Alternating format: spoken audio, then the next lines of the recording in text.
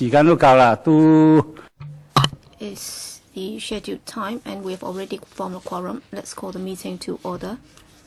Item 1 on the agenda, meeting with the Hong Kong Exchanges and Clearing Limited. At the last meeting, some members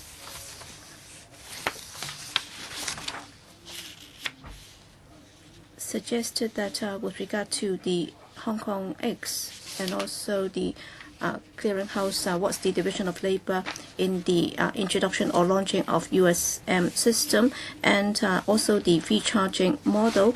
So I'd like to welcome the representative from the Hong Kong X on behalf of the Bills Committee, and the written submission has been circulated to members, but then with regard to the remarks made in both the submission and the meeting, they will not be covered by the Legislative Powers and Privileges Ordinance. The Hong Kong X has already submitted a paper earlier. That's in paper CP bracket 1 220/1415 bracket 01, and I'll invite the Hong Kong X to walk us through the paper. Thank you, Chairman. Thank you, members. I'd like to thank you for giving us an opportunity to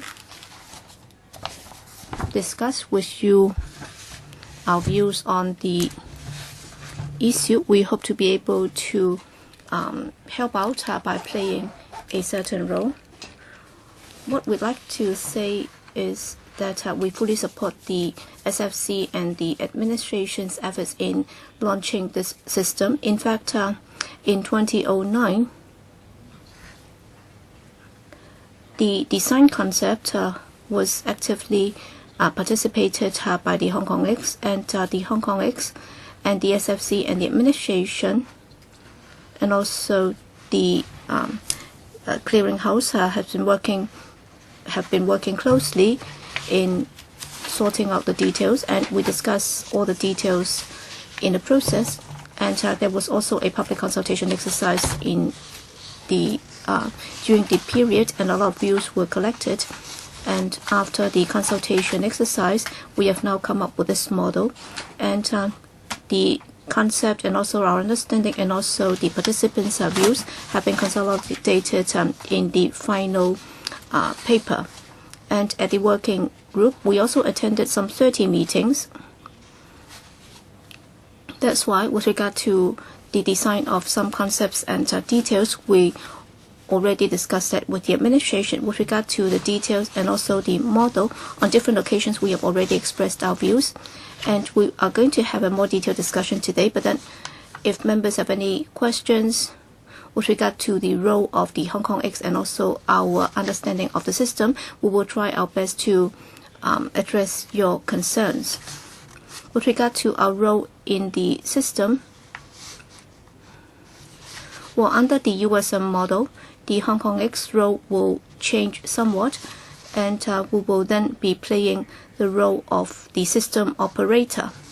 In other words, we need to design a computer system, and the complexity is pretty high, because if you look at the model being proposed in a paper that we have submitted to the Bills Committee, we have also mentioned that the complexity lies in the fact that in the future, after the rolling out of the model, what we need to support is, first of all, the paper-based system will continue to be supported, and there will also have to be an interface with the existing system, and at the same time we also have to support an uncertificated securities market, and also during the transitional period some shares will be paper-based, others will be uncertificated, and therefore we will have to support all these three types at the same time. That's why what we need to do will be a lot more. But then it's not just going to pose some pressure on the HKSCC and also the Hong Kong X, but then at the same time we do support the administration's move in this direction, and we will also follow closely in order to help roll out the system. And we also talk about the role of the Hong Kong X, whether or not there might be a duplication of confusion of roles. Well, we have already given our stance at the last meeting. In fact, as far as the securities market is concerned, our understanding is that there are two main components. One is the listed companies, because they are issuing shares, and the other is shareholders, and public shareholders are holding the shares. And between the two, there's a lot of communication, either by way of public announcements and also other channels to inform the shareholders of what's happening. And the listed companies have got this arrangement in place, both at present and in the future. The listed company would also have its own agent, and that's the clearing house, and that would also be responsible for dealing with participants and also shareholders. And that's the existing arrangement, and in the future that will continue. And therefore our role is pretty clear. There is no change at all, because the HKSCC will continue to be the agent for the listed companies. With regard to the HKSCC, the role to be played, as I have just set out, there will be two main changes. Number one, in the past, there will be a nominee company holding the shares, and then under the new model, the nominees limited will no longer be there. In other words, the nominees limited will no longer appear or feature in the shareholders register. And the merit of this is precisely the benefit that will be brought about by the USM system. So the names of the shareholders will appear on the shareholders or shareholders register. With regard to the Hong Kong X role, we will continue to play the role of the system operator, will be responsible for running the system. And as far as the market is concerned, that's very important. The reason being that when you have a USM market, you have to have a system which will be able to set out the shares and interests of individual shareholders, so that the records will be clear. And every time when there is any transfer of interest, we need to have a central system to deal with that. That's why the bill, according to our understanding, has this flexibility in place. In other words, in running the system, as far as the law is concerned, there is no designated single system that will have to do the job. And also, under the bill, as far as we understand it, it would designate that a recognized system operator or clearinghouse will have to do the job, and the Hong Kong X meets the requirement. And we will also be striving or applying to the SFC to become the system operator. And the preparation that we have made is also towards that end. So we are geared towards playing that role, and that also does not duplicate with any existing organization or securities agencies and so on. So there is no confusion of role whatsoever. And last time we looked at the minutes, and last time there were some discussions on this. That's about corporate action and also the services in relation to corporate actions. Well, the HKSCC has been providing this service to our clients, and these would include the custodian banks, and also the securities companies or firms, because today they are our clearing members, and at the same time they also have access to the information that we disseminate. In the future, whether or not there would be a duplication of role if we continue to do this, well, first of all, we have to emphasize that under the future model, in fact, they do have a choice when it comes to the service that they get. So in the design, we do not make it mandatory for them to choose to use our service. The reason why we still opt to provide this service on corporate actions, I think that's also because of the market needs. And also, as the chairman and members can see, if you look at past papers, in the process of the consultation, as far as the banks are concerned, they made it very clear that they hope that Hong Kong SCC should continue to play that role and provide those services. That's why we have designed that after we have taken on board the market players' views. And also for these institutions, last time when they wrote into this council, they also reiterated this need. And according to our understanding, the market attaches a lot of importance to that. That's why in our design, we believe that in order to get the support of the market players, this is also a very important component. And also for our service clients or targets, the main consideration would be financial institutions and intermediaries and their need for our services. With regard to individuals, in fact, they are not our main concern. If individual investors are interested in using our services, we can consider to provide them, but then it's not our main consideration. And the services that we are providing, as far as some people are concerned, they might think that there is a duplication of roles, but then allow me to clarify. There is no duplication whatsoever because, as I just said, mainly we have two main players. One is the listed companies, one is shareholders, that's on the other side. And therefore for listed companies, they have already assigned the securities registrar to become their agents, and some shareholders would also need to appoint another agent to act on their behalf. That's the voices that we have heard from the market in a consultation process, and also the HKAB also wrote in to reiterate that point. That's why our role, that is the HKSCC, under our plan, the role to be played by the HKSCC is that we will have to be authorized by the shareholders before we can act as their agents. And if they do not choose to use our services, if they have not taken the initiative to give us the authorization, then we will not be providing that service. So on the one hand, the share registrars will be helping listed companies, and under the system, the Hong Kong X will be the nominee for shareholders. In other words, each side will have their own nominee, and we do not see any conflict of roles or confusion of roles. Another point is, if shareholders, on the one hand, would like to make use of the corporate services of the Hong Kong X, and on the other, they would still like to receive nominees, messages appointed by the listed companies, that can continue. So in the model, as we understand it, there is a reasonable division of labor,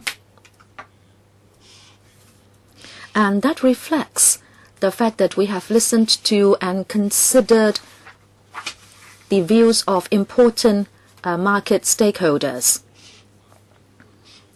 If we cannot act according to the demand and provide the services and continue with the services, then the operation may become difficult, and there might be an impact on the support for the bill, and that's not something we want to see. Maybe I pause here, and I will be happy to take questions, or if members would like some clarifications, I will be happy to give them. Okay, the Hong Kong X representative has already given the introduction. Members, any questions? Mr. Andrew Leung. Thank you, Chairman. As we saw last time, the share registrars and the Hong Kong X seem to have to still discuss many things because they have not come to any consensus, and it seems that there are things that are still not workable. We have to clarify all these before the bill can be implemented. Say, for example, the payment of dividends. Now it is all done by the share registrars, but now the Hong Kong X would also like to have a part to play in that. When we go for a USM, we just want to make the operation more smooth and also to lower costs. But if you increase costs in the interim, that's unfair to the smallholders, shareholders, and also there is a conflict of roles. The Hong Kong X has its role to play, but do you think you should do something else, because that may lead to a conflict of roles? That is an important point. You are an exchange for listed companies, and so you should not do other things. This is the first question. Number 2. Chairman, You took us to Shanghai to see their exchange. They started as a scriptless market, so everything was smooth. We understand we are migrating from certificated to an uncertificated market. Shanghai is doing it, London is doing it. Should we follow suit? We should not be led by the Hong Kong X alone, because this is something for Hong Kong, and it should be for the Hong Kong government to lead the initiative. So I like to see how we are going to resolve these points.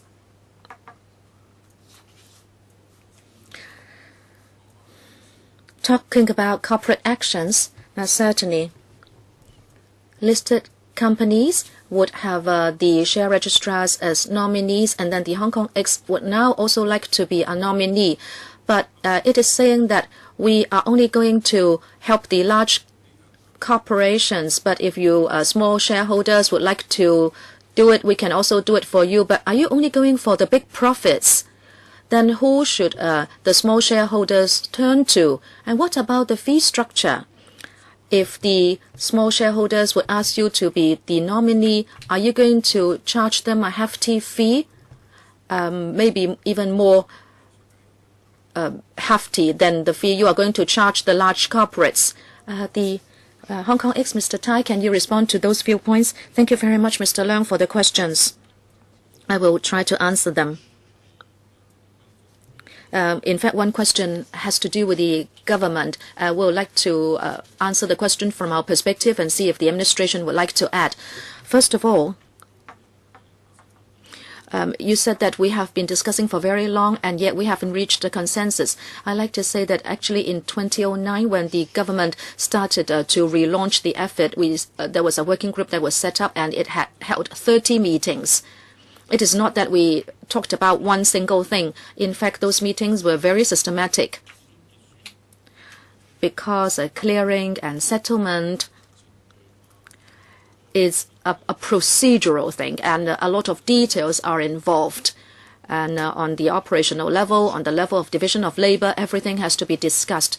In those 30 meetings, all the details were separated into different items and topics, and we went through many details on different levels as to whether there was any discrepancy of views. Now, of course, a lot of discussions were held, and you could refer to the minutes of the meetings, and you would see how the division of labor was discussed and arrived at. It's a big stack of papers when we talk about the minutes of those meetings. And we could see that we delved into many details, and we also found solutions for many things. So we have a positive view about the progress achieved. As for the payment of dividends, is it that we are interfering into the action? Maybe I did not explain myself clearly enough. The corporate services would include the payment of dividends. Now, how is that done?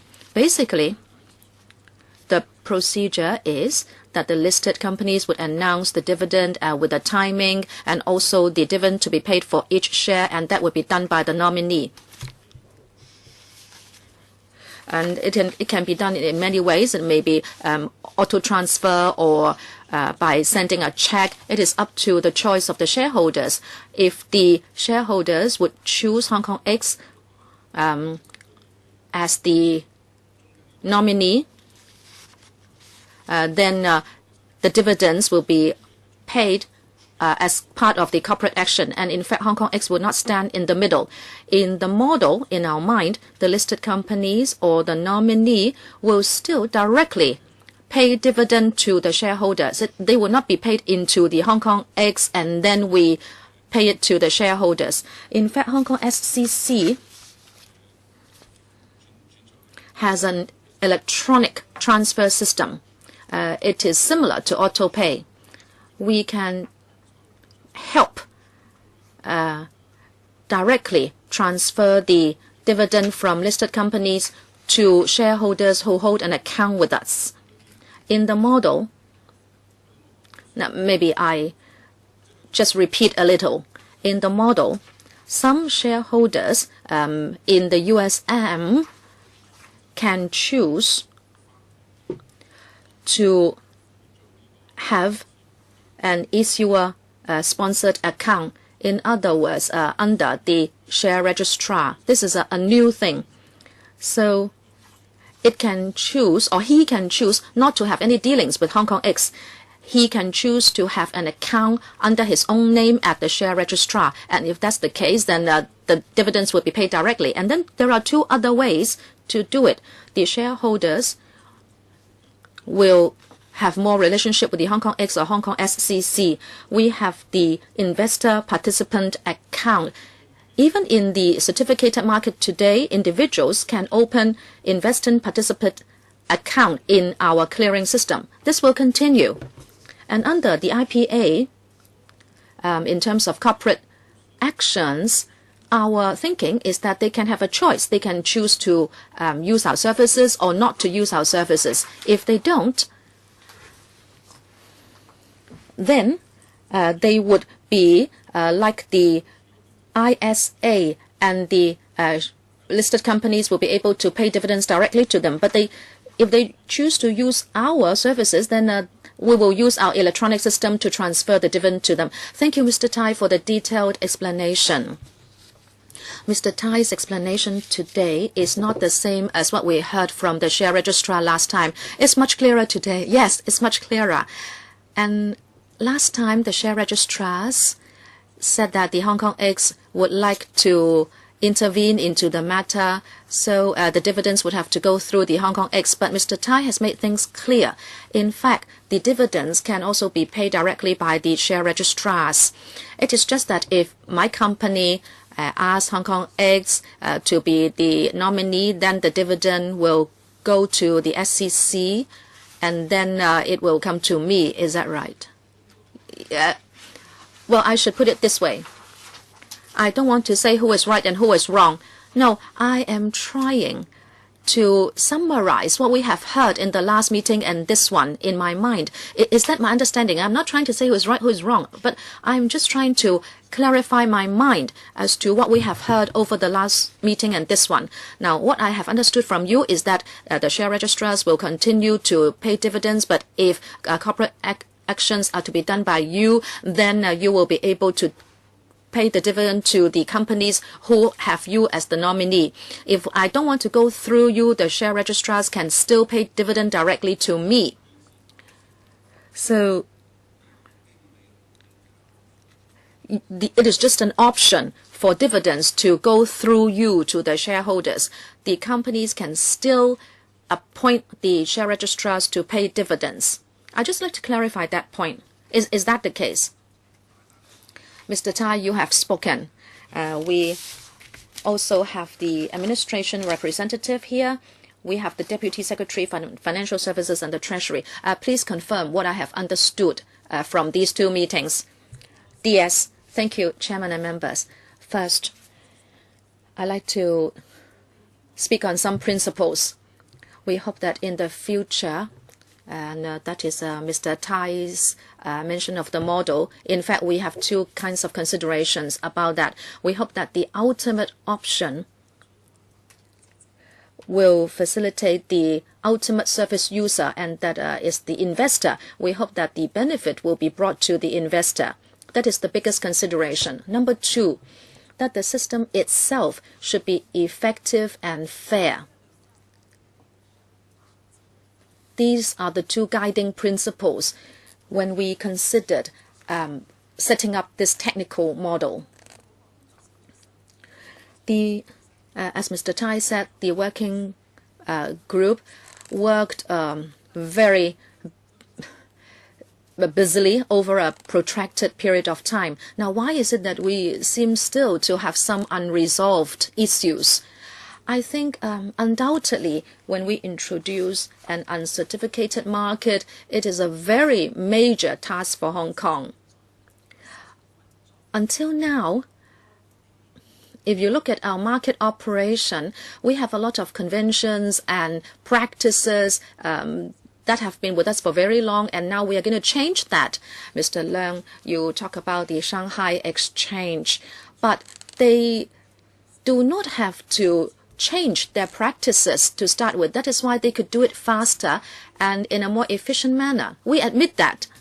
That is why, under the leadership of the SFC, the working group included the Hong Kong X and also the representative of the Federation of Share Registrars Limited. We spent a lot of time in designing the model, and we also admit that we asked the working group to spend a lot of time to consider a draft bill, because without a legislative framework, they cannot do the next step of model design. That is why in the past year or so, very often we ask the working group to advise us on the drafting of the bill. And in fact, this is in every way linked to the design of the model, because we wanted to have an architecture in the bill which is open. In the future, if the working group would come to a consensus on the model, our bill should not become a barrier to any designs, that the bill should be able to accommodate flexible models according to the two guiding principles that I mentioned, that it should be orderly, efficient, and also fair. So I can say that I'm quite happy that whether it be the Federation of Share Registrars Limited or the Hong Kong X, that they generally support the overall effort and in fact strongly supporting it. And I think there is consensus on the design of the bill. With regard to the design of the model, that's for the later stage. But then as we are aware of what's being discussed, now we have a more specific understanding before we scrutinize the bill, and I believe that that's also good. But then what I can say here is that we will need to continue to work at the working group level before we can work out the model, and through the SFC, the next meeting will continue this Saturday. I believe that there isn't any conflict between the two, or there might have been problems and so on. I believe that we can cover both.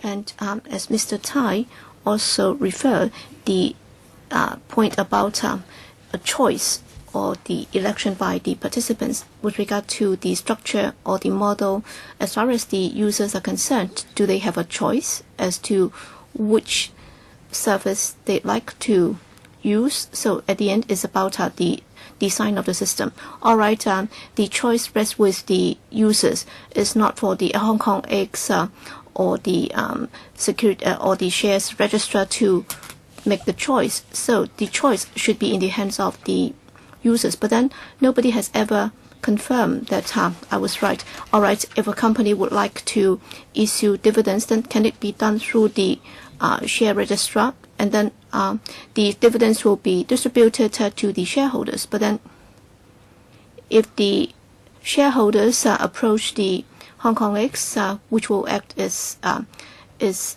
agent, then the dividend will go to the Hong Kong X, and then the Hong Kong X will in turn distribute it to the shareholders. Well, that's what I heard, but then I haven't confirmed whether or not it's acceptable, because as you are aware,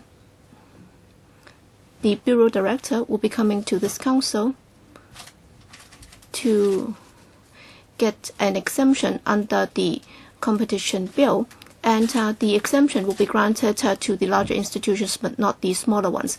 And then as far as I'm aware, Hong Kong X will be getting that exemption. But then as an agent under the Hong Kong X, I will not agree that it be granted the exemption as well. So under the circumstances, that's definitely, we are not talking about a monopoly. There needs to be a level playing field for all the participants. But then if that is the case, then the computer system has to be commonly available to all participants.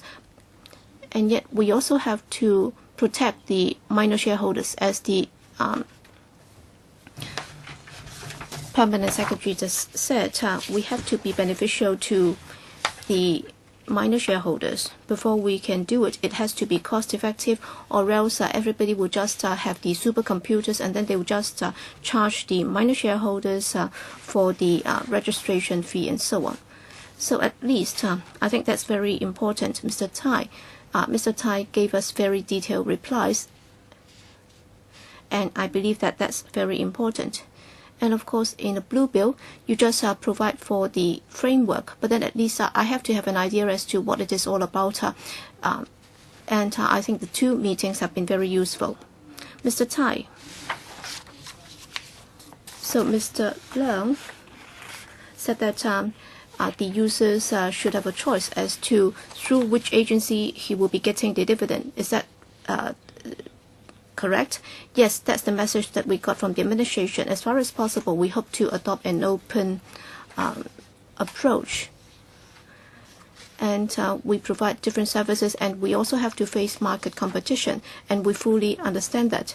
Well, Chairman, allow me to supplement one small point. Well, probably I might not have expressed my perspective very clearly. That's why there might have been some misunderstanding. Well, apparently, you have the impression that we would just be serving the intermediaries, the financial institutions, and so on. And then for individual shareholders, apparently, it looks like we don't want to serve them at all. No, I was trying to adopt this perspective in explaining the whole thing.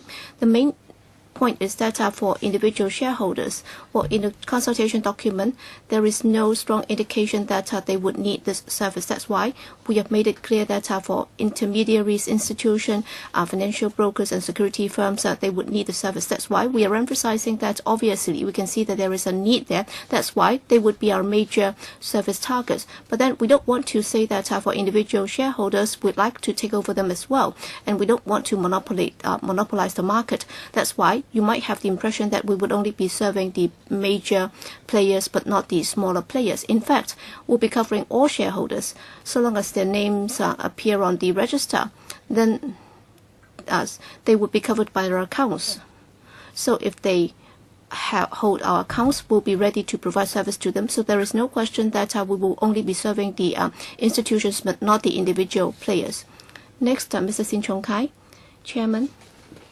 Well, we have Mr. Tai from the Hong Kong X here to give a further explanation to the questions. But then when I read the paper, well, if you look at the paper 2035, if you look at para 7 and 8, you said that the details will be announced in detail, and then para 8 also says that the details will be provided in due course. Well, after the release of the paper, there might have been some progress. That's why you're here today to explain the details to us. But then, Deputy Secretary, will you be able to coordinate amongst yourselves and then come up with a more comprehensive reply with regard to the latest situation? I don't know if you need to sort it out with the Hong Kong X. Do you have to sort it out with the share registrar? Do you have to have an MOU or memorandum of understanding? Do you need to come up with a paper to explain things in greater detail? Yes, Deputy Secretary. Well, the discussion platform is available already. We refer to the working group, whether it's the Hong Kong X or the share registrar. They are members of the working group. And also during the last 2 meetings, we've been discussing the latest thinking of this. And we can also provide you with an updated supplementary paper. But then, as the working group is still doing its job, and I understand that later this week they're going to have another meeting. So as to the final model and how it's going to be like, there might be further fine-tuning to what has been developed so far. And we can imagine some details might need to be spelled out in the form of subsidiary legislation, so that there would be some regulatory system in place. And then in the end, we have to talk to the market. We also have to come to this council for the negative vetting process. But then definitely we can share with you the latest thinking. We can summarize what has been discussed so far for members' information. But then I have to emphasize that before we make the subsidiary legislation, there might be further fine-tuning to the model. So we will also have to inform members in due course. So I'll defer to my colleague from the SFC to see if he has anything to add. Thank you, Chairman and members. I have one point to add. Just now, Mr. Leung referred to the first meeting and also this meeting. The message that you got seemed to be somewhat different. I think the reason might be that just now, as the Hong Kong ex-representative explained, well, under an USM market or USM system, the role of the HKSCC will change. It will no longer be the statutory shareholder, and therefore it will have to distinguish its role in the future with regard to corporate action services. So in what form is it going to provide these services to the shareholders? At the last meeting, there was a question raised by the share registrar because this role has not been clearly delineated, and during the recent discussions with the Hong Kong X, in fact, the Hong Kong X has come up with this new idea. That's why it's only now that we have been able to sort it out. That is what role should be played by the Hong Kong X. So I think that would also help with regard to the provision of corporate action services. We can continue to discuss along those lines. And as the administration just said, as the working group, we'll have to continue to meet and discuss things. So just now we talk about corporate action and also the future division of labor, and in what form will we be providing services. But then there are many details that will have to be sorted out with the Hong Kong X and the share registrar. That's why in the Hong Kong X paper, it says that in the future, further information will be needed in order to delineate the responsibilities further. So we will be providing further supplementary information to this Bills Committee for your reference. I accept this explanation. I hope that the Deputy Secretary, well, you don't have to rush. You can do it later. You can wait till after the discussion has become more ripe. That is which areas should be dealt with by the subsidiary legislation, because once it's in the subsidiary legislation, it can be pretty rigid in terms of the regulation. So you need to sort it out amongst the players involved. If they can foster a consensus or agreement, then that would be the best.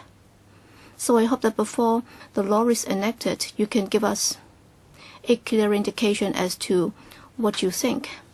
In particular, which part is the agreement amongst the various participants, and which part has been enacted in the law because of your own thoughts. So I think many of these have to do with the operation. They are not really related to the policy itself.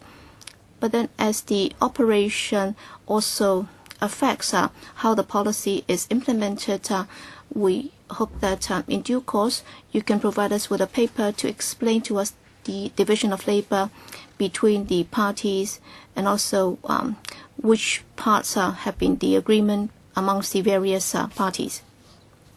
Deputy Secretary, yes, that is definitely possible, and I'm also grateful to members for your understanding. Probably later we'll provide a further information paper. In fact, we are adopting a two-pronged approach. That is, we have to come up with this framework as expressed in the Blue Bill, but then much of the time has also been spent on the detailed discussion on how the system would operate. And I understand that the SFC has been looking at the framework of the subsidiary legislation. They have already got something in mind, and probably there would be some 10 parts in the subsidiary legislation. So later on, we can provide a paper to members for your consideration as to what will be covered by the subsidiary legislation and the thinking behind it. I understand that with regard to the market operator and the relationship amongst the different players and so on, I think you're more concerned about that. So with regard to the structure and what will be involved, I think we can provide further information. Next, Kenneth Leung. Thank you, Chairman. Deputy Secretary, I'd like to ask a policy issue. Yes, you said that you would adopt a two-pronged approach. So that's the paper-based and also the uncertificated system. They will work hand in hand. But then do you have an idea as to the duration under which both systems will be at play, so that we can have a clearer idea as to whether or not the two systems will be in operation for the next 10 years, for example? So can you answer the first question first, Deputy Secretary? Thank you, Chairman. Thank you, Mr. Leung. Well, at some previous meetings, we have already touched on that. We strive to do it as soon as possible. But then as far as as of today, I'm not able to give you a specific date on which we will be doing what. But then as far as we are concerned, with regard to this market infrastructure, we'd like to modernize it as soon as possible. All right, today is a big day. Today is the commissioning date of the Hong Kong Shanghai Share Connect.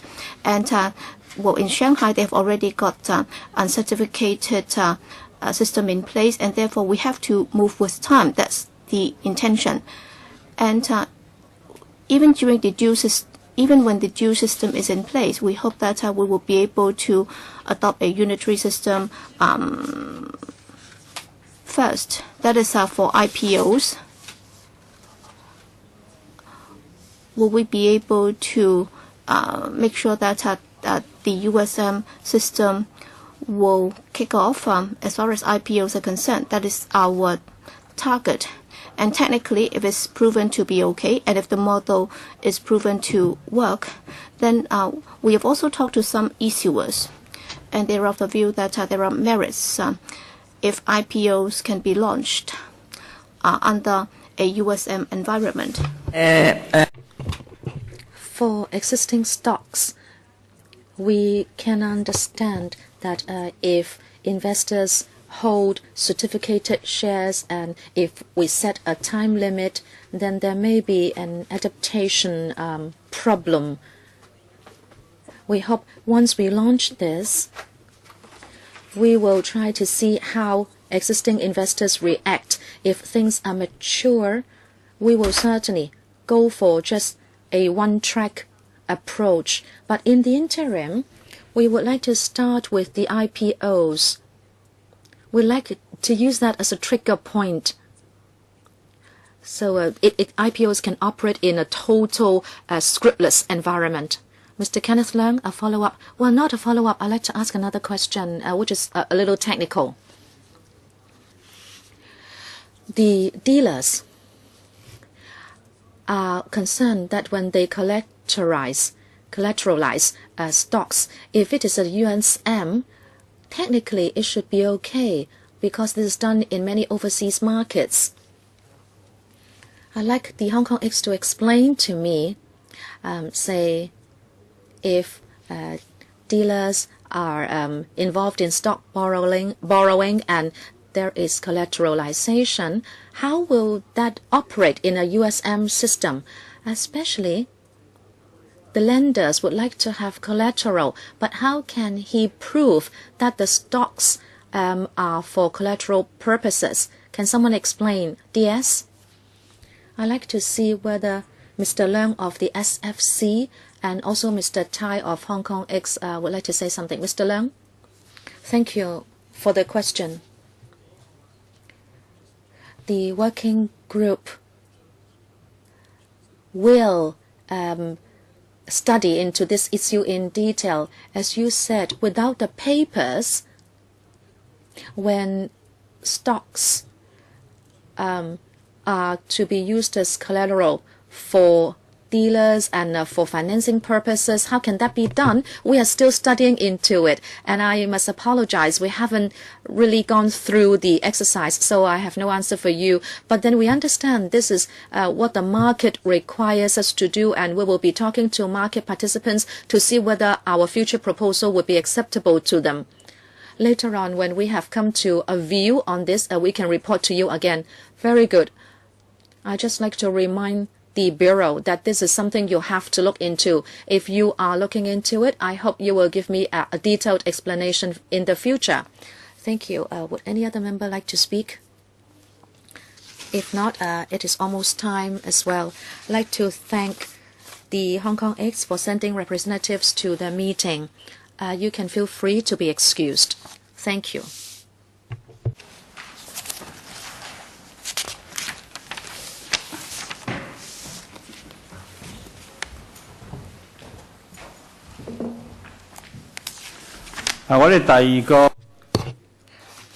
Item 2, we will have a meeting with the administration.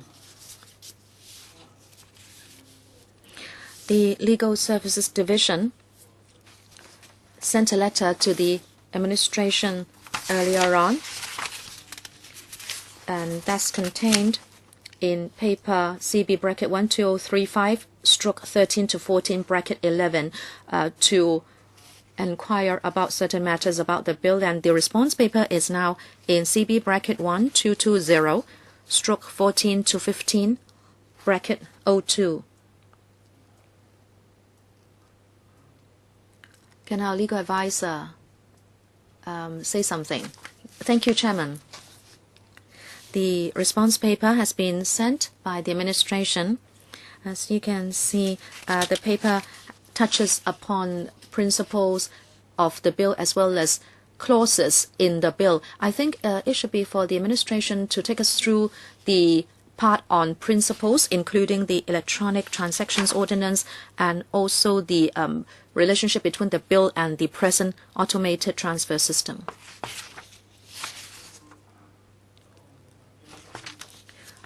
Clause by clause examination. Okay, administration. Maybe Ms. Chan can take us through the points on ETO and also the ATS. Thank you, Chairman. I'd like to thank the Assistant Legal Advisor for asking these questions so we have an opportunity to answer them. The ALA asked whether the ETO would apply to the USM system. In the paper, we have explained that the purpose of the ETO is essentially to give legal certainty to matters done in electronic form. It is a piece of enabling legislation, and it actually leaves open the option to use paper documents. There are provisions in the ETO that provide that other laws should not be in conflict with this ordinance, where a rule of law requires or permits information or documents to be or be given in writing, be served, be signed, be presented, or be retained in its original form or in writing or otherwise. This may be done in electronic form rather than paper physical form. So we can see that there is no conflict or contravention. But we like also to say that within the ETO there is a schedule saying that for papers that have to be stamped or endorsed under the stamp duty ordinance, these would not be within the purview of the ETO. Actually, we are going to amend the stamp duty ordinance to allow the stamp duty collector to make arrangements for stamping scriptless transactions. And we are thinking of whether we should also amend Schedule 1 to ETO. In other words, so that the relevant provisions in the SDO or in the ETO would also be subsumed under the SDO. If necessary, we would be proposing a CSA. When we come to clause-by-clause examination, we will give an account of this one in detail. Okay, on this point, members, I'd like to ask a question. Under the SFO, one of the regulated activities is the automated trading system. Can you explain this to me? Say if there is a large dealer who may involve in double trading, and how will that relate to this particular bill? Chairman, let me continue to explain the paper because we will also respond on the point of ATS. The ALA has asked us whether the ATS is related to the USM system in any way. We have provided the information. The services to be provided by recognized USM providers will not duplicate with the ATS providers, because in this bill we have set out very clearly that the USM system operators must be recognized clearing houses. And this is something different from the ATS. So there will be no duplication. Okay, on these 2 points, would members have questions on them? If not, the ALA, can you go on explaining the paper? Well, actually, I have some follow-up questions. On the ETO issue, my question was, if the ETO is not in conflict with the present bill, then does it imply that the legal effect of the provisions of the ETO would also apply to the USM system? Ms. Chan.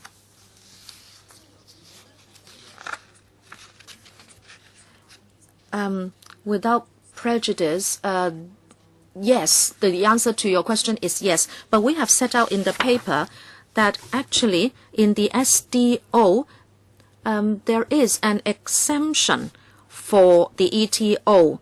However, later we are going to have a new stamping arrangement, and we believe that can be incorporated into the ETO. That is why we are thinking of moving a CSA in order to tackle this point. Okay. Chairman, yes. Thank you, Chairman. Another follow-up on the ATS.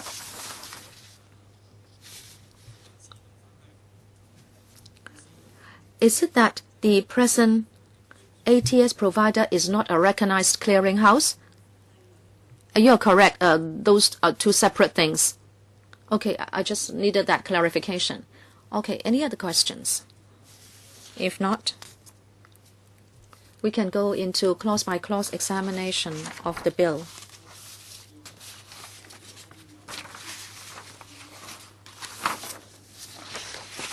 If the Bills Committee has completed discussion on policies relating to the bill, the meeting can start a clause-by-clause examination of the bill. Will members refer to the bill itself and also paper CB 3 720/13 to 14 and also CB bracket 1 1790/13 to 14 bracket 01.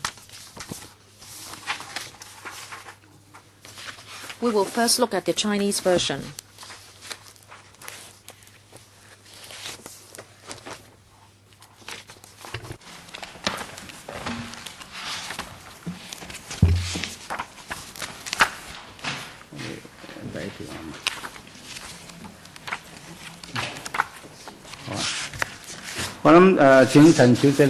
Ms. Chan, can you take us through the bill clause by clause? Thank you, Chairman. Now we do clause by clause examination of the bill. The blue bill starts with the long title of the bill, and that is we are going to amend the Securities and Futures Ordinance, the Companies Ordinance, and other enactments to facilitate the establishment and implementation of an uncertificated securities market regime in Hong Kong, and to provide for related matters and make minor amendments. As I said, we are going to make amendments to the SDO. Well, but nevertheless, these are also important amendments. Why don't you also state the stamp duty ordinance? Because I think it is important. You should include that in the long title. Let me explain again. With regard to the regulatory framework of the USM system, mainly they would be provided for by the Securities and Futures Ordinance and the Companies Ordinance. As for other ordinances, we are only talking about complementary amendments. The framework will not be in those ordinances. It's just that we also have to do consequential amendments to those ordinances when we go for an USM system. And we have to differentiate the importance of the different ordinances here. Okay, any other questions? Okay, we'll carry on. Ms. Chan? Thank you, Chairman. Now, we would first look at the amendments to the Securities and Futures Ordinance. Let me also say this at the beginning. In the USM system, we have defined that the operator must be a recognized clearing house, and also that it must be approved by the SFC to operate such a system. Therefore, when we start to do clause-by-clause examination, you will see that we are going to amend clauses that have to do with the recognized clearing house, or RCH, because it may become the system operator in the future. We can now refer to the paper prepared by the Secretariat for this purpose. Page 1. We amend Section 38, bracket 1. This amendment seeks to make the Chinese and English tally with one another. This has, in fact, not a lot to do with the USM system. If we look at 1B and the two versions, we would like to move the word in Chinese, which says ensure, to the front in order to have the Chinese and English tally with each other. This is a textual amendment, and there are no legal considerations about this. Therefore, in the English version, you do not see any amendment. And now let us look at 1 capital A. This is for the purpose of introducing this USM system. If a recognized clearinghouse is also the system operator, then there would be certain duties. So if a recognized clearinghouse is also the system operator, then it will have to ensure that the system is properly operated and maintained, and through certain ways it will have to ensure that the transactions and activities will be conducted in an orderly, fair, and expeditious manner.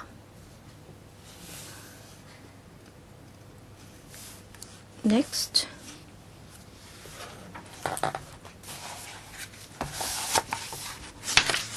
Can I ask a question? Well, for amendments to 38, they are matters of principle. That is, for recognized clearinghouse, there is no reason why the system is not maintained properly and operated properly. Why do you have to move these amendments? Because you're talking about the duties of a recognized clearinghouse. There is no reason why the system is not properly operated and maintained. That should have been taken for granted. So is it that because of this USM system, you have to introduce these elements? In fact, even if it's even if it's under the current system, all recognized clearinghouses will have to do these. Yes, Mr. Leung, your understanding is correct. Indeed, it will have to make sure that these are done. That's why if you look at 38.1, the duty of a recognized clearinghouse is to ensure that for the clearing, settlement arrangements, and so on and so forth, they will have to be done in a fair, open, and expeditious manner. But then in the future, it will also become the system operator in running this very important market infrastructure, that is the uncertificated securities market system. That's why we believe that this very important duty should also be expressly spelled out in the law. That's why we have inserted this new 1A in the law. Any questions, members?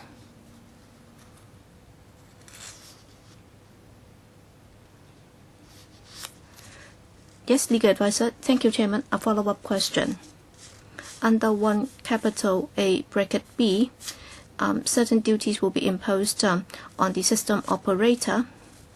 But then under the bill, are there any penalties if the system operator has failed its duties?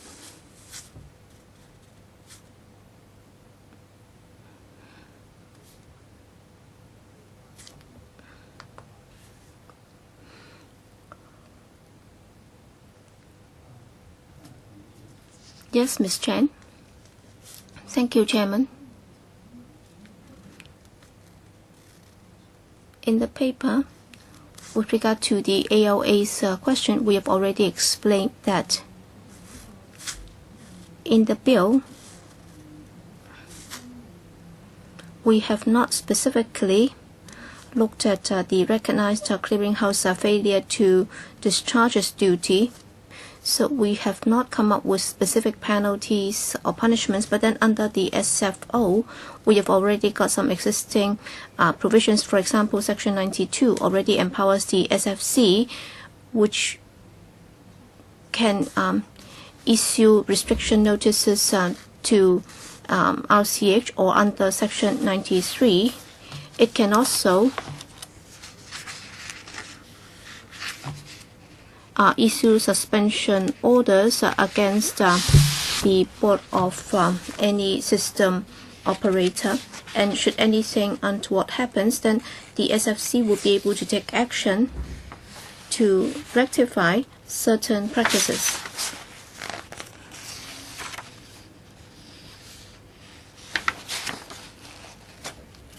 All right, let's move on. 42. Yes, thank you. On page 2 of the English version, that's section 40, and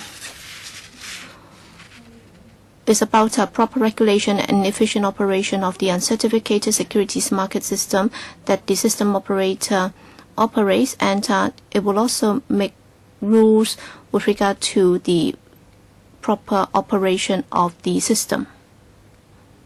Any questions, legal advisor? No, nothing. Next. Yes, Ms. Chen.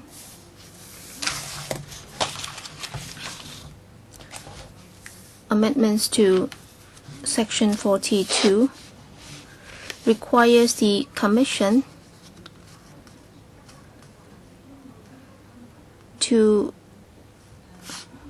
serve certain instruments, including the notice in writing, to specify that the Commission requires it to perform certain duties. But then if you look at paras A to C, that's the original 12.1.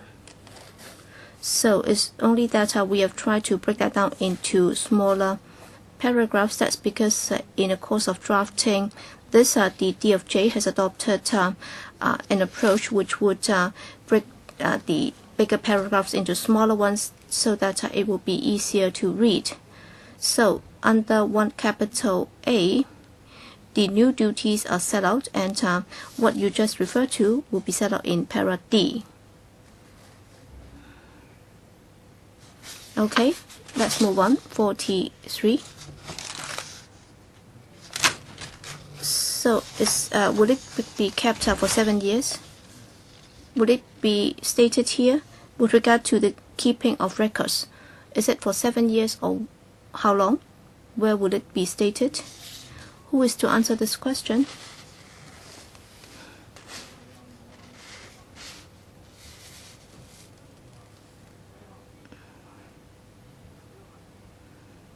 Sorry, can we have an internal discussion first? Express provision for a time limit for the books and records in the SFO currently for recognized exchange or recognized clearing books and records. Mm-hmm.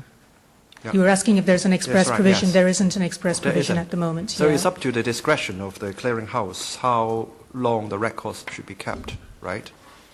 I think we would have some expectation, being the regulators of them. It's just that it's not a specific provision in the legislation. But would it be a kind of reference point if the clearinghouse, since it's a company incorporated in Hong Kong, to make reference to the company's ordinance? Sure. Yes, Yes? that would be Okay. correct, yeah. Okay, thank you. 好，法律顾問你有冇問題？ Legal advisor, any questions? No. Now we are on 63. Yes, thank you, Chairman. 63, for the amendments to Section 63, is about the controller of a recognized clearinghouse, which is also the system operator, because we have introduced the USM system, and these are corresponding amendments. And as you can see here, if you look at the provisions here, when compared to Section 38, they echo the provisions under Section 38. If there are no further questions, then 71. Thank you, Chairman. 71 is about the controller of recognized clearinghouse with regard to the provision of papers and documentation and so on. So with regard to the documentation requirement, they are very similar. And if you look at the detailed provisions, the amended subclause 1 and also 1A and also subparagraph A to D, when compared to the original paragraph A, they are actually the same, but then we have adopted a more simplified approach. That's why the more complicated structure is now broken down into smaller paragraphs, and then it's only in para D that we have introduced this new clause in the light of the new USM system. Now we can move on to 76. Yes, Ms. Chen. Thank you. 76 is about the fee to be imposed by a recognized clearinghouse in its capacity as a system operator. And it says that under the rules of the clearinghouse, it will have to specify the fees to be charged, and that will have to be approved in writing by the Commission before it can come into effect, or else it will not be effective. Yes, Mr. Sin Chong Kai, with regard to fees to be imposed, that's not part of the subsidiary legislation, no. But then as that will have to be spelled out in the rules of the RCH, and that will have to be approved in writing by the Commission. And it's been spelled out here that the fee will also have to be approved in writing by the Commission, or else it will not be effective. And this practice is consistent with the current approach.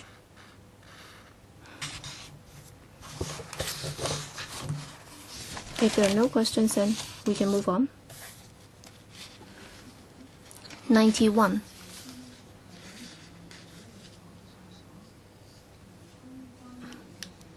Is about affairs of any of the system participants.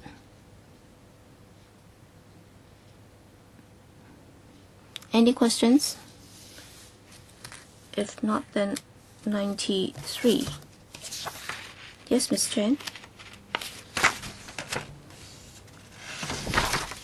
Or 92? 92, please.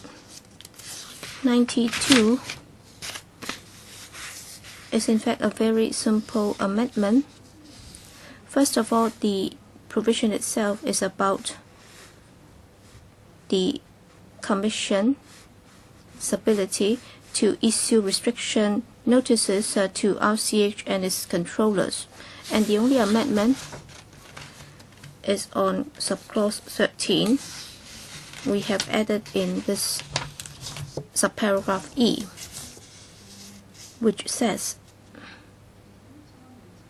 that a system participant who will be subject to the protection under Section 92, in other words, if the purpose is to discharge its duty under Section 92 with regard to the restriction notice issued by the SFC, and if it's doing or omitting to do anything in good faith, in compliance or purported compliance with the restriction notice, then it will not be held legally liable.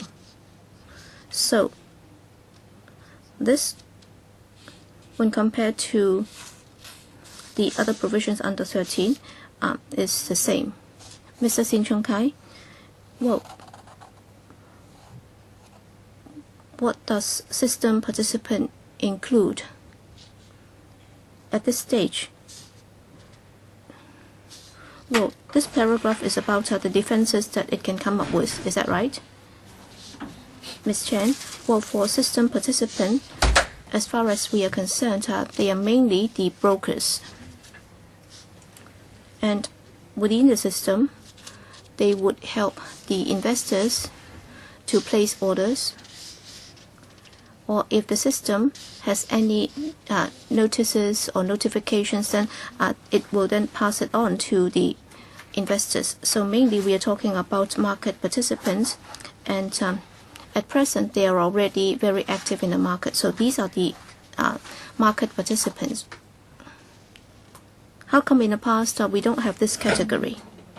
Well, that will be similar to what we see under 13. That's the exchange participants or clearinghouse participants. They are all market players. So in the future, as we are going to do this under an uncertificated environment, that's why we call them a system participant.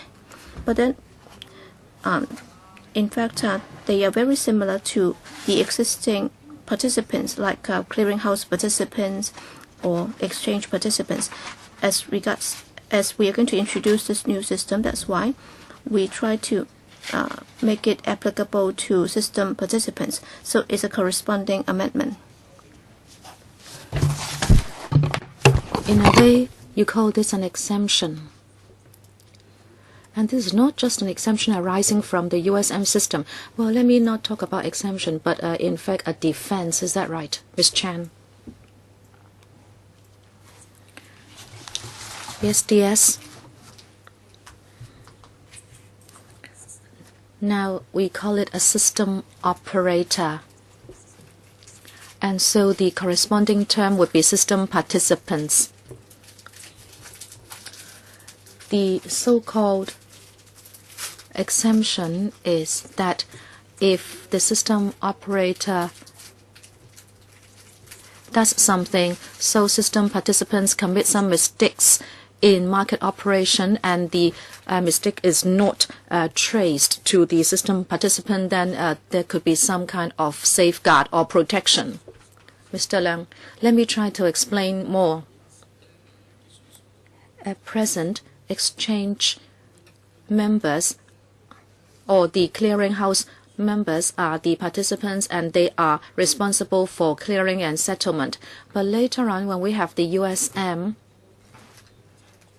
the system participants may do more activities. For example, they may issue directions to the CSS or CCAS to do share transfer or voting. And also the system participants, we expect, would most of them be also clearinghouse participants, but some of them, as minority, will not be governed by the laws governing clearinghouse participants. So we need to call them another name. Say, for example, the share registrars would become a member of the CCAS, so they can provide accounts for investors to hold uncertificated shares. But then these share registrars may not be system participants, so we have to differentiate between the two. I think I understand it. But in subclause 13, you called without limiting the generality of section 380, bracket 1, and I would read out the Chinese as well.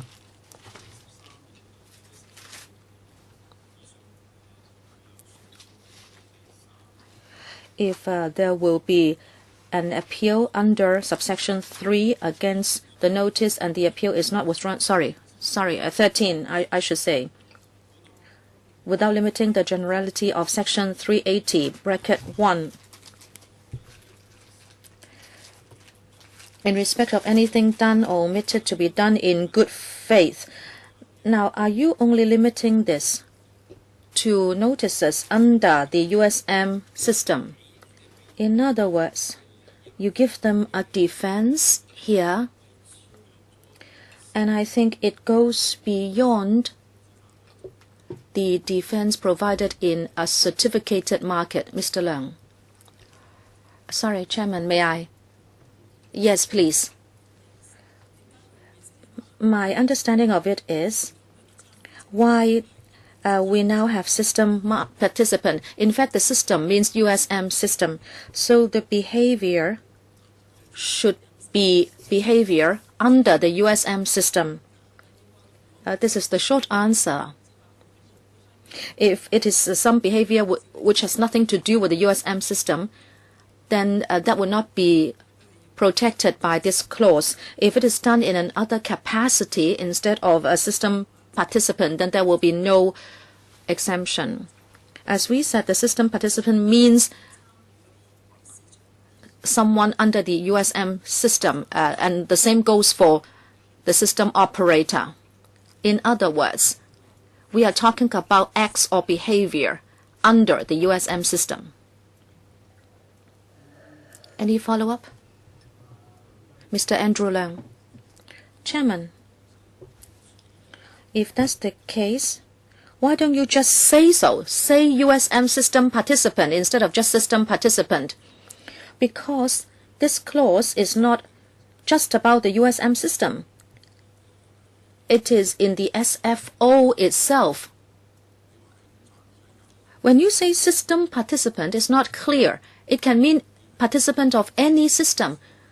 Why don't you just specify USM system participant? If you say system participant, it could be any small dealer, and you may be casting a bigger web than what you intend to. Anyone from the administration? DS. Ms. Chen can explain. Chairman, let me mention that in the marked up copy prepared by the Secretariat, if we can go to page 44, we will see a definition of system participant. It is in Schedule 1 of the SFO that contains all the definitions. And on page 44, we can see that the system participant, he has to participate in 41AB. Now, can you be more specific? It says a person is a system participant if the person is permitted by the rules of a system operator made under Section 41AB of this ordinance to send and receive authenticated instructions by or through an uncertificated securities market system. Well, now we know, but then you did not give us the context. I'm sorry, because we haven't gone to that clause yet. Any more follow-up, Mr. Leung? Now I'm okay. All right. Let us go to Part 3, 101AA. Thank you, Chairman. In the SFO, we are going to introduce new Part 3A. In Division 1, there are 3 new clauses. 101AA, we seek to interpret certain terms that will be used in this part. Prescribed securities, we are going to see it in 101AAB, and we will attend to this when we come to that clause. And second one, cessation notice. It means a notice served under Section 101AAK 5, and withdrawal notice, it means a notice served under Section 101AA I5. We will come to that later. And then Clause 101 AAB, it seeks to explain the meaning of prescribed securities as used in this part. Prescribed securities are securities that fall within a class or description of securities specified in Schedule 3A and that are listed or to be listed on a recognized stock market.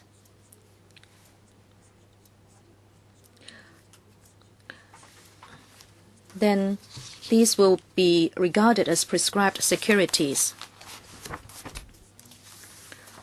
We propose that in the beginning of the new system, we would say that prescribed securities would only apply to shares. When we come to the new Schedule 3A later, you will see that it will mean only shares. And also in B, it says that are listed or to be listed on a recognized stock market. That means it would also include IPO. Any questions? If not, we go to 101 AAC. Ms. Chan. 101 AAC explains what is an uncertificated securities market system, and the details are there. It is a system that is computer-based together with procedures and other facilities that A, enables title to prescribed securities to be evidenced and transferred without an instrument, and B, that facilitates supplementary and incidental matters. Any questions? The legal advisor. Thank you, Chairman. In my letter, I asked that since 101 AAC is actually the core clause of the entire bill, in A it says enables title to prescribed securities to be evidenced and transferred without an instrument. Because of the importance of this clause, in English we see the word instrument. I'd like to ask the Bureau whether you would actually go a step forward to interpret the word instrument to say that it is paper-based, etc., because instrument can be in electronic form. I believe you should further interpret the word instrument for the sake of clarity. Have you considered that? Ms. Chan? Thank you, Chairman. Before the meeting, we got this question from the ALA and we already answered it. Let me explain. According to the interpretation of clauses of the bill in the new 101 AAC and also in other clauses, instrument means a paper-based instrument. In our relevant papers and also in the clauses, you can see that the main purpose of amending the bill is to provide for another choice to allow a computer-based system or an electronic system to evidence and transfer securities and shares. We are of the view the new 101 AAC has already defined that the USM system is a computer-based system. So the differentiation is already implied. In other words, when we use a computer-based system, it would mean that we do not need paper-based instruments. We believe that this is already very clear. Okay. Now we go to 101 AAD. Ms. Chan, please.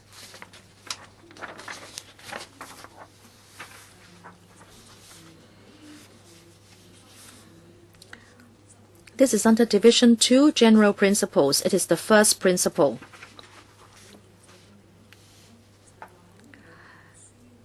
It says, subject to subsection 2, title to prescribed securities may be evidenced and transferred without an instrument. And this can be done only under the following two circumstances. A, by or through an uncertificated securities market system operated and maintained by its system operator. And B, under the Uncertificated Securities Market Rules.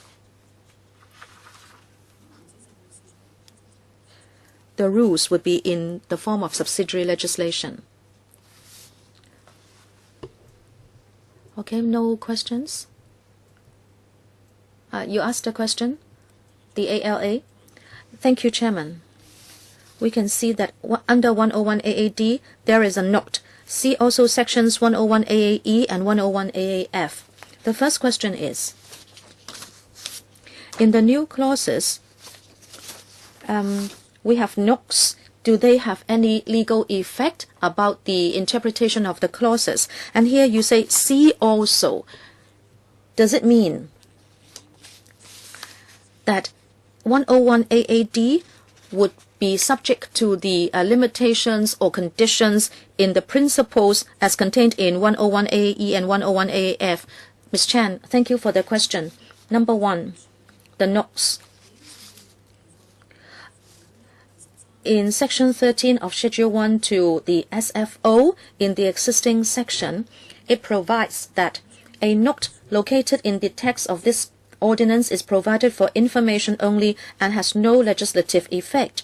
So it can see that in the new 101 AAD and the note there, the note will not have any legislative effect.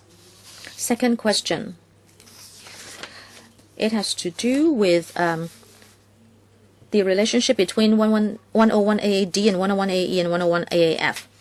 Actually, the three clauses have to do with the general principles that would be adopted under the new USM regime. Section 101 AAD sets out the main position, and this is then further elaborated or qualified by sections 101 AE and 101 AAF. We believe the wording of the three provisions makes it clear how they relate to one another. We therefore do not see the need to provide expressly that one is subject to the other.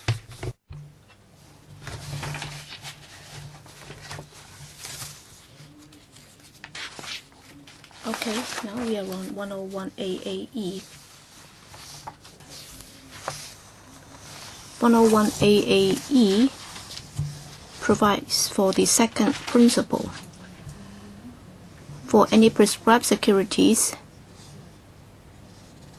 that are specified under Schedule 1, then as far as the security is concerned, 101 AAE provides that if it's under 101 AAD and also the Uncertificated Securities Market Rules, those are the specified enactments.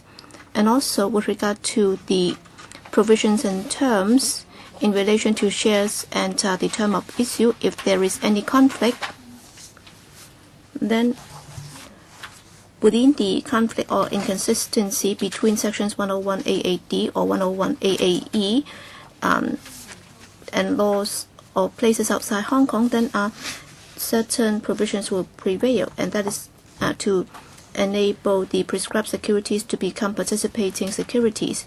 So that's to enable the transition from the paper-based market to a USM market. In particular, securities that have been issued at the Hong Kong X. All right. 101 AAF then.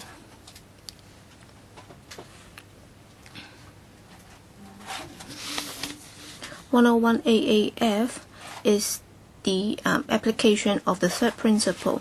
If the prescribed securities are shares in or debentures of a body incorporated in a place outside Hong Kong, then 101 AAF and 101 AAE and also the USM rule will apply, and that will apply to the extent that the application is neither prohibited under nor in conflict of or inconsistent with the following laws, and they are the law of the place of incorporation or the law under which the securities are constituted, and if the securities are constituted under the law of a place other than Hong Kong and the place of incorporation, and if the specified enactments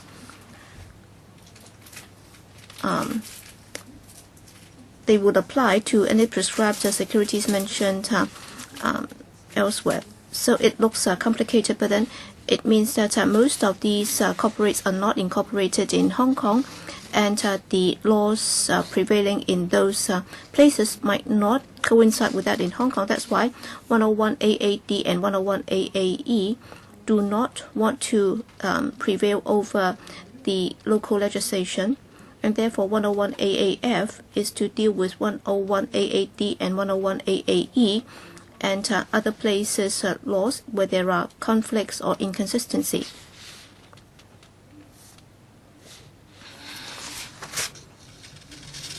Okay, we can now move on to 101AAG, that's in Division 3. Thank you. All right, Division 3. So these are other matters under the USM regime.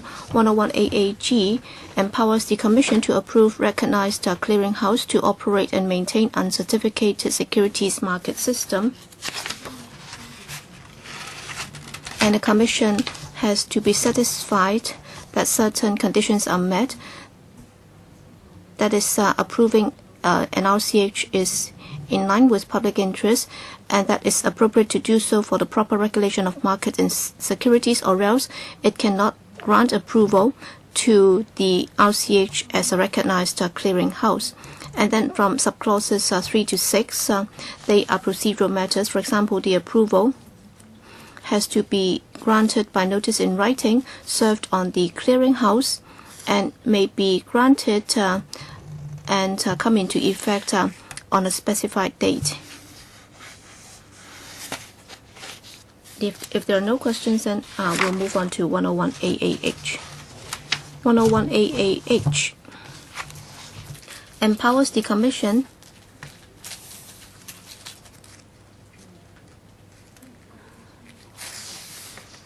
to impose conditions or to amend or revoke conditions granted under 101AAG, and in doing so, this provision also provides that the Commission must be satisfied that it has done so to safeguard public interest and the action is appropriate, and also is appropriate to do so for the proper regulation of markets in securities. And under Section 3 and 4, these are procedural requirements.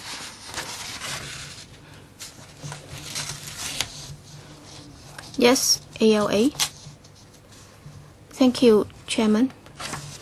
Under 101AAH, the Commission will be empowered to impose conditions or to amend or revoke the conditions, but then the thing is, in amending or revoking the conditions, we do not see that the Commission will give a chance to the affected operator to make a representation. So in order to, would it be in conflict with natural justice if the affected party is not given a chance to make a representation?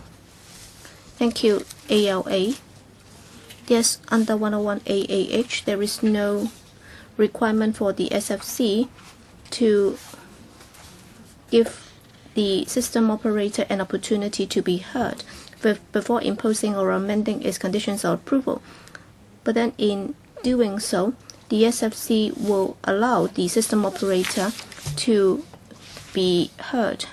This is to ensure that the system operator will comply with the requirement on a continuous basis, and that the SFC will be able to take prompt action in appropriate circumstances.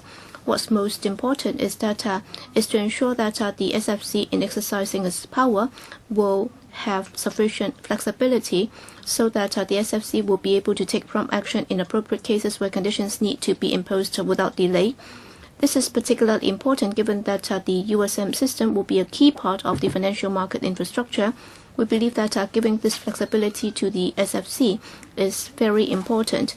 Indeed, this practice is also in line with other comparable provisions under Part 3 of the SFO. ALA. Thank you, Chairman. My follow-up question is, as you can see, in emergency situations, yes, there will be flexibility for the SFC to disallow the operator to make a representation, but then under the common law, we have this natural justice requirement that is the affected party should be given a chance to be heard before any decision is taken which will affect the party concerned.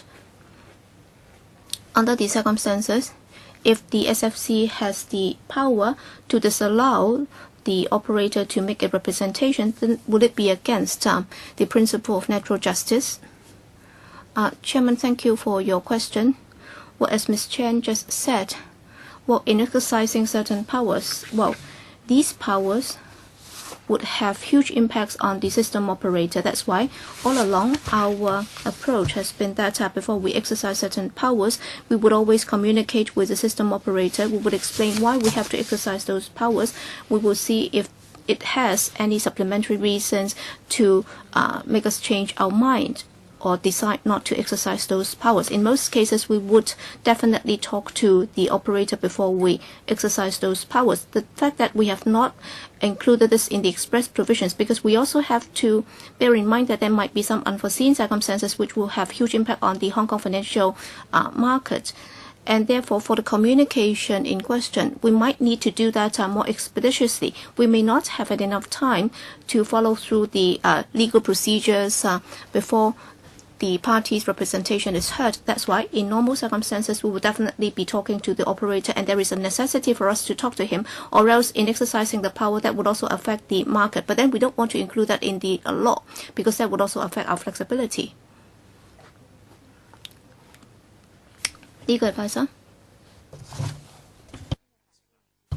Okay, I've heard the administration and the SFC's explanation. In summary, the SFC will try its best to allow the operator to make its representation, but then if it's put in the law, then that would better safeguard the interests of the party to be affected. That's our view. Mr. Sin Chung Kai? As the regulator, of course, you would want to have the biggest flexibility. But then what's wrong with writing that in? What are you worried about? Well, we are most concerned that if we want to discharge or exercise a power by imposing the condition on a party to be regulated, and if that party adopts a non-cooperative attitude, and if they try to make use of this procedure in delaying the timing when we can impose conditions, we are concerned that the market would be affected. Well, taking the Hong Kong X as an example, we have been maintaining very close liaison with the Hong Kong X. Whether or not we have this provision, the difference will be insignificant. But then in the future, there might be other market players who might also establish a clearing house or an exchange house under Division 3. That's why we need to have that flexibility. Can you put it in more simple terms? All right, you're not concerned about the Hong Kong X. But then in future, what are the scenarios that you are able to foresee now that might make things difficult? All right, it's really a hypothetical scenario. I don't want to cause any misunderstanding. All right, let's say in the future, if there is a new institution coming to Hong Kong and it would like to set up an exchange which offers trading in futures, and that would be done in accordance with Division 3. But then we don't want to, we're not sure if that would happen. For example, because of the problem with liquidity and so on, if the futures exchange gets into problem within a very short space of time, and in order to safeguard the interests of the market, we may have to discharge our duty under Division 3. We may have to suspend its license, or we may have to impose conditions, and the exchange might come up with a defense saying that there are many reasons why we should not be imposing those conditions. But then you will also have to understand that for the operation of the exchange, there is this limitation with regard to timing, and if you do not take prompt action, the incident might deteriorate from a minor incident into a major incident. So to give it a chance to make representation is important. But then I dare not say that in 100% of the cases we'll be doing that. But then wherever possible, we will definitely be asking it whether or not they have any reason for doing that. But then it's not just about our worry. But then if we make it express provisions in case there are some emergency situations we are not able to foresee now, but then it might hamper our ability in taking proper action to protect market interests where necessary. Mr. Sin Chung Kai, do you have any follow-up? Mr. Jeffrey Lam, Chairman, on this particular issue, well, of course, the more stringent the regulation is, the better. But then there must be some flexibility. I think if you look at the Hong Kong market, if you look at its past operation and regulation, I think we have done a remarkable job worldwide. I think we have won the acclaim in other countries with regard to our regulation and operation.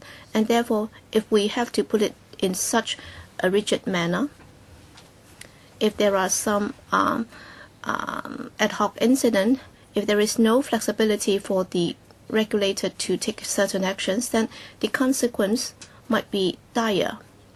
But I'd also like to ask this. Just now we were told that the incident might escalate from a minor to a medium or even become a mega incident. So can you give us concrete examples?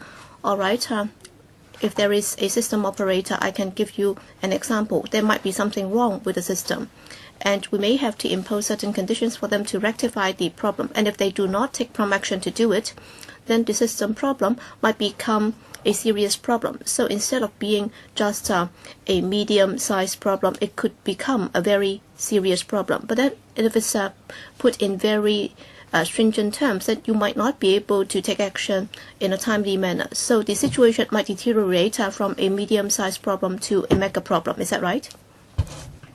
Mr. Andrew Leung, I hope you can give us an example. Well, I think something happened, but then you were not able to take action. Is that right? Is it that that would take a long time to be resolved? Well, I think something happened, right? Now you are writing in this provision, but then it seems you cannot do anything. But you will not be able to do anything even without the provision, Mr. Leung. Thank you for the question. Well, I think what I said was not akin to the example you have in mind. Now, you were talking about a future possibility, right? Yes. Chairman, allow me to say something. Well, we should not mention individual incidents here. Mr. Leung was painting a general picture, but then the member is also very correct. Division 3 is about market infrastructure and market operation. The consideration is that if there is a risk in the market, the SFC might have to act speedily in order to take action. When the SFC takes action, it must have in mind the public interest. If it is a major public interest issue and it has to take resolute actions, we hope the SFC will have the power to do so. But I believe when a public body or organization acts, all the actions and decisions would be subject to judicial review. We have not removed that mechanism. We are just saying that for the sake of efficiency, if there is a market risk, in fact, the market operator and system operators have a big responsibility. And especially if there is a systemic risk in the market, we hope to give the SFC this way of dealing with the problem. Mr. Andrew Leung, any follow-up? No. Okay. Let us go to 101 AAI. Ms. Chan, please. Thank you, Chairman. This has to do with the power of the Commission to withdraw approval granted.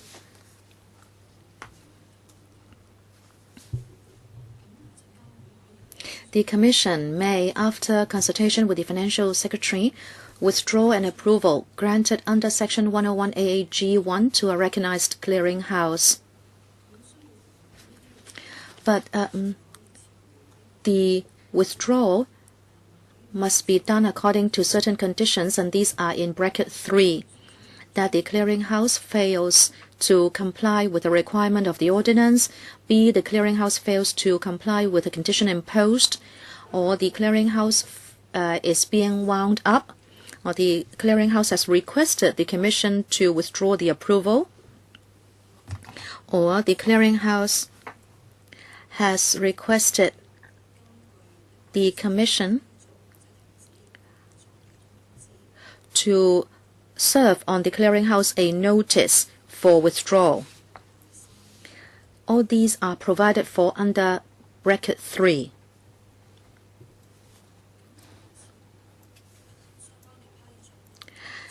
And in the withdrawal, the Commission must also comply with bracket 4, and that is for the protection of interests of the investing public or the public interest.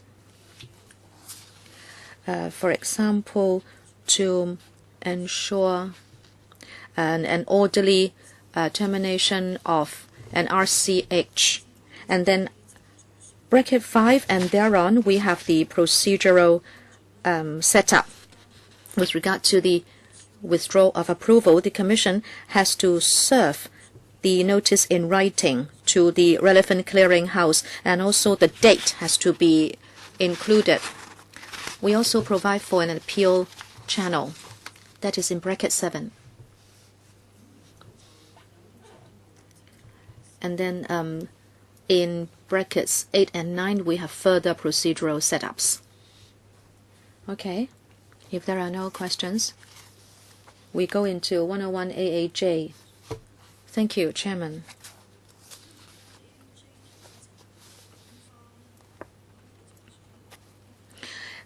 AAJ is about notification of the Commission's intention to withdraw approval under Section 101 AAI.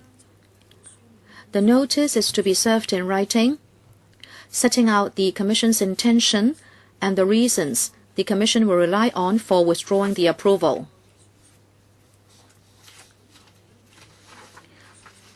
But if the withdrawal is requested by the clearinghouse, or the clearinghouse has requested the Commission to serve on the clearinghouse a notice under 43 bracket 1, in other words, this is requested by the clearinghouse itself, then we do not have to comply with bracket 1. We do not have to serve that notice.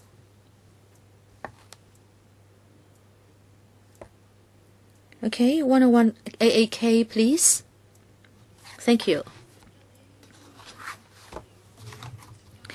101 AAK empowers the Commission to direct any recognized clearinghouse to cease operating uncertificated securities market system, etc. And that is to cease to provide or operate any other facilities that are provided or operated by the clearinghouse in connection with the operating of the system. To do this, the Commission has to comply with the subsections under bracket 3, that the clearinghouse fails to comply with the ordinance, that the clearinghouse fails to comply with the conditions imposed, or that it is being wound up, etc., or that the clearinghouse has initiated the request for the Commission to give the direction. I don't think there is nothing under this clause. Legal advisor. Thank you, Chairman. Can the administration explain when and under what circumstances you would exercise the power to withdraw the approval? And also, when or in what circumstances will you go for a direction instead of a withdrawal of the approval? Thank you, Chairman. Actually, there are two sections, 101 AA1 and 101 AAK. The essential difference between a withdrawal under Section 101 AA1 and a direction under Section 101 AAK is that a withdrawal will disable the RCH from acting as a system operator on a permanent basis, and it will have to seek another approval before it can reopen. In other words, the withdrawal is really permanent in nature. In 101AK, it will only disallow the clearinghouse to provide certain services. And also there will be a time limit to the direction. So one is more permanent in nature and the other one could be temporary, and the impact is not that far-reaching. Any follow-up? Okay. Let's go into 101AL.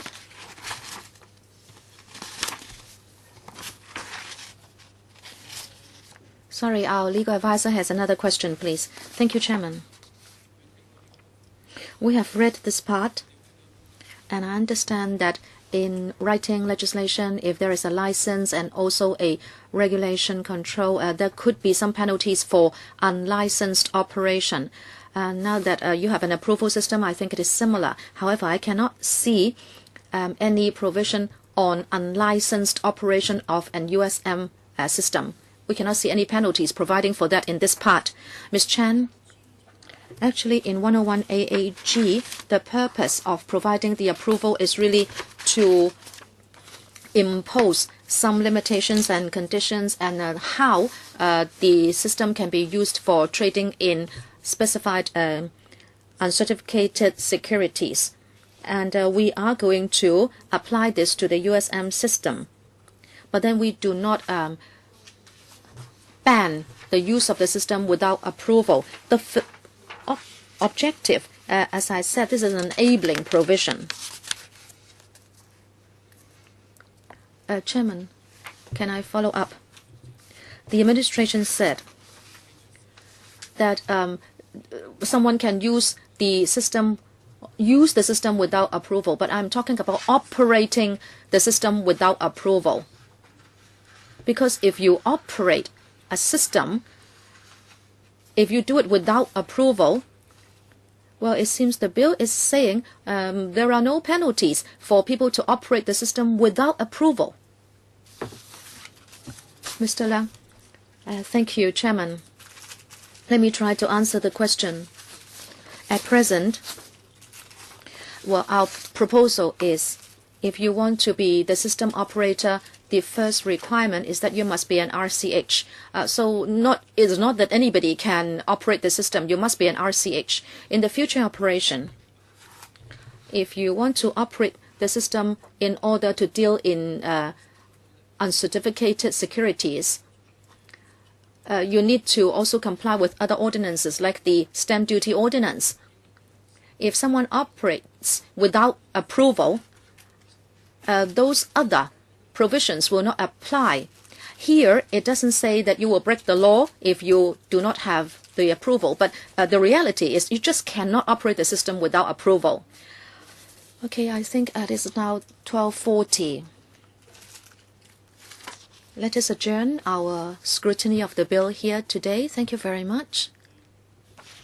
Item 3, date of next meeting.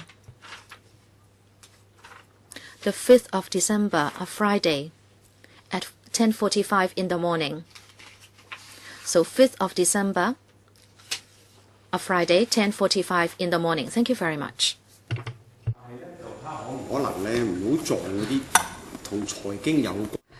Please do not set meeting dates in a way that we clash with other financially related matters, because today our meeting clashes with the MPF meeting. Well, you can write down your questions. No, if you clash with a welfare meeting, then members may not have to shuttle between meetings. Well, it's very difficult for the clerk because there may not be venues available.